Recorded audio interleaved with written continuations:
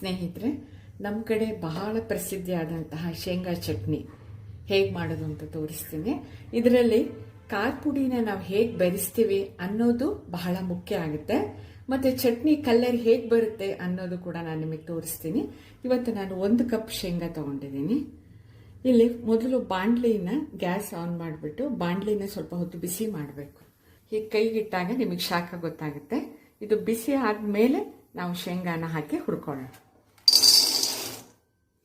ಇದು ಕೂಡ ಅಷ್ಟೇ, ಚಿಕ್ಕ ಉರಿಯಲ್ಲಿ ಸುಮಾರು ಒಂದು 10 ನಿಮಿಷ ಆದರೂ ನಾವು ಹುರ್ಕೋಬೇಕಿತ್ತು. ಶೇಂಗಾ ಇಷ್ಟು ಹುರ್ಕೊಂಡ್ರೆ ಸಾಕು. ನೀವು ಹುರಿತಾ ನಿಮಗೆ ಗೊತ್ತಾಗುತ್ತೆ. ಇದನ್ನು ಒಂದು ಪ್ಲೇಟಲ್ಲಿ ಆರಕ್ಕೆ ಬಿಡ್ತೀನಿ.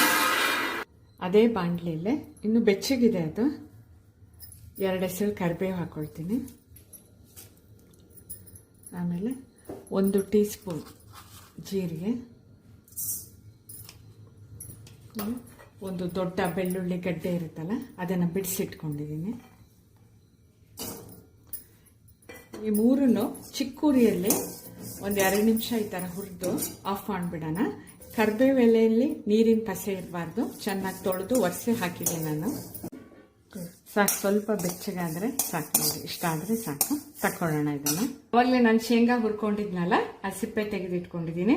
ಅದಾದ್ಮೇಲೆ ಹಂಚಲ್ಲಿ ನಾನು ಜೀರಿಗೆ, ಕರಿಬೇವು, ಬೆಳ್ಳುಳ್ಳಿನ ಸ್ವಲ್ಪ ಬೆಚ್ಚಗೆ ಮಾಡಿಕೊಂಡೆ. ಬೆಳ್ಳುಳ್ಳಿನ ಈಗ ಸ್ವಲ್ಪ ಜಜ್ಜಿಟ್ಕೊಂಡಿದ್ದೀನಿ. ಇವಾಗ 1 ಟೇಬಲ್ ಸ್ಪೂನ್ ಅಷ್ಟು ಬೆಲ್ಲ ತಗೊಂಡಿದ್ದೀನಿ. ಈಗ ಇವನ್ನೆಲ್ಲವನ್ನ ನಾವು ಮಿಕ್ಸ್ ಮಾಡ್ಕೊಳ್ಳೋಣ. ಇದಕ್ಕೆ ಉಪ್ಪು ಹಾಕ್ತಿದ್ದೀನಿ. ಸುಮಾರು 1.5 ಟೀ ಸ್ಪೂನ್ ಅಷ್ಟು ಉಪ್ಪು ಹಾಕಿದ್ರೆ ಸಾಕು. ಉಪ್ಪು ಹಾಕಿದ್ಮೇಲೆ ಮತ್ತೆ ಇವನ್ನೆಲ್ಲ ಒಟ್ಟಿಗೆ ಕೂಡಿಸ್ಕೊಳ್ಳೋಣ. ಅಂದರೆ ಕೂಡಿಸ್ಕೊಂಡು ಮಿಕ್ಸಿಯಲ್ಲಿ ಒಂದು 10 ಸೆಕೆಂಡ್ ಗಿರ್ ಅನ್ಸ್ಕೊಳ್ಳೋಣ. ಅಂದರೆ ಫುಲ್ ಪುಡಿ ಆಗೋದು ಬೇಡ, ಸ್ವಲ್ಪ ಉದ್ರ ಭದ್ರ ಅಂತೀವಿ ಆ ಥರ ಇರಬೇಕಿದ್ದು. ಬಾಣಲಿಗೆ ಹಾಕ್ಕೊಳ್ತೀನಿ. ಇವಾಗ ಕೊನೆ ಹಂತದಲ್ಲಿ ಖಾರ ಪೌಡ್ರ್ ಹೇಗೆ ಹಾಕೋಬೇಕು ಗೊತ್ತಾ ನೋಡಿ. ನಾನು 2 ಥರ ಪೌಡ್ರ್ ಮಾಡ್ಕೊಂಡಿದ್ದೀನಿ. ಇದು ಬ್ಯಾಡಗಿ, ಇದು ಗುಂಟೂರು. ಎರಡನ್ನೂ ಸೆಪ್ರೇಟ್ ಮಾಡ್ಕೊತೀನಿ. ಇವಾಗ ಇದಕ್ಕೆ 2 ಟೀ ಸ್ಪೂನ್ ಅಷ್ಟು ಹಾಕೊಳ್ಳೋಣ ಬ್ಯಾಡಗಿ. ಗುಂಟೂರು ಇದನ್ನ ಅರ್ಧ ಟೀ ಸ್ಪೂನ್ ಅಷ್ಟು ಹಾಕೊಳ್ತೀನಿ. ಇವಾಗ ಇದನ್ನು ಮಿಕ್ಸಿಗೂ ಹಾಕಬಾರ್ದು, ಕೈಯಲ್ಲಿ ಇದನ್ನ ಚೆನ್ನಾಗಿ 2 ಹೊಂದ್ಕೊಳ್ಳೋ ಥರ ಈ ಥರ ಮಾಡ್ಕೋಬೇಕು.